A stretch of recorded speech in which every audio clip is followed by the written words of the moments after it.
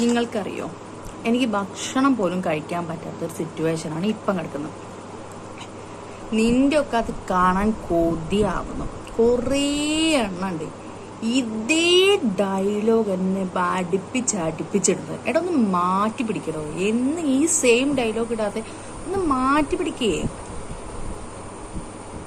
എനിക്ക് മാത്രം പറയുന്നില്ല, മനസ്സിലായില്ലേ?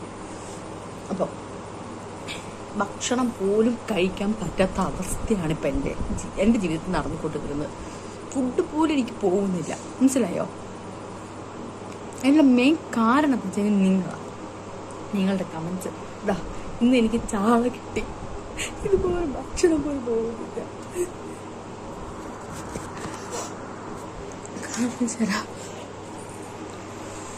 കേട്ടോ, ഇന്ന് ഭക്ഷണം ചാള, മീൻ, മൊമ്പേറ്, ചോറ്, മീൻകറി ഒന്നും എനിക്ക് പോകുന്നില്ല. എല്ലാത്തിനാണ് നിങ്ങളുടെ കമൻസാണ്.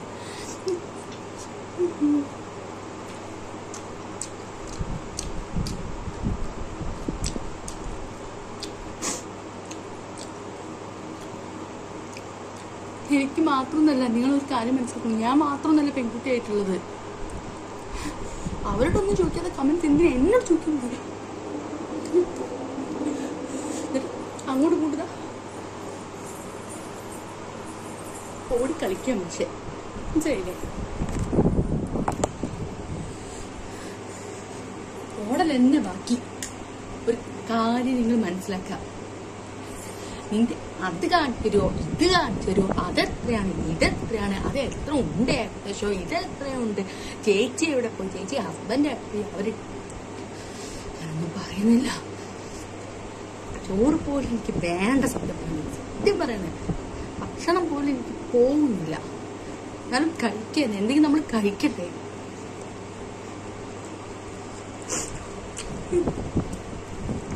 കോപ്രായം കാണാൻ വയ്യ. കോപ്രായം കാണണമെങ്കിൽ നിങ്ങൾ കാണണ്ട, അത്ര തന്നെ.